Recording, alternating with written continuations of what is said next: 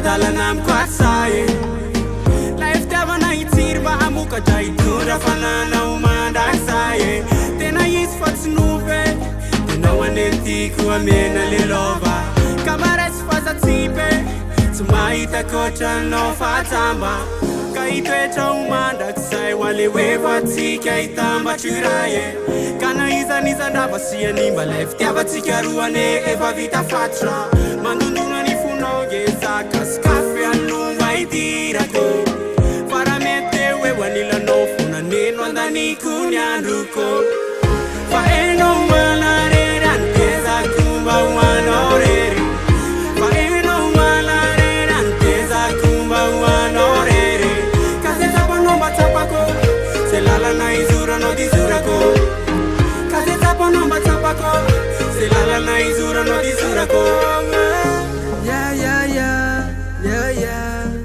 rikyakele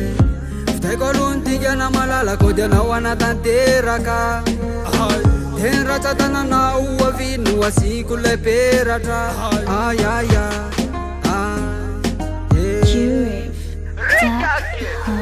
eny amboniny altarano ivoko visy alfatsika ro iray dia manomboka tre dia hiaraky debony fosy fanay nany mafy nany morana mangidina misarotra dia raha mizaka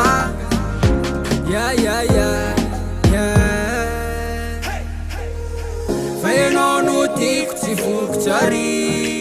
malalako dia mararo ny foko raha misy mikitiky lay olo ty fa enao no tiako tsy vokotsary malalako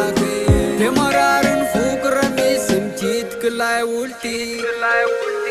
fa enao malarery antezako mba ho anao rery fa enao malarery antezako mba ho anao rery ka zay zapanao mba tsapako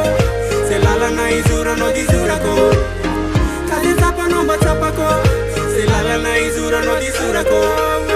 tetetra mandrakizay ho alevo atsika hitambatriraye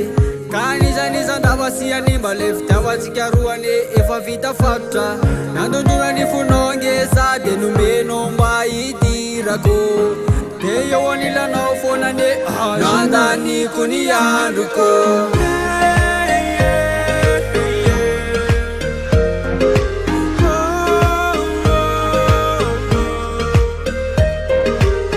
ka zay zapanao mba tsapako zay lalana izoranao dizorako ka zay zapanao mba tsapako zay lalana izoranao dizorako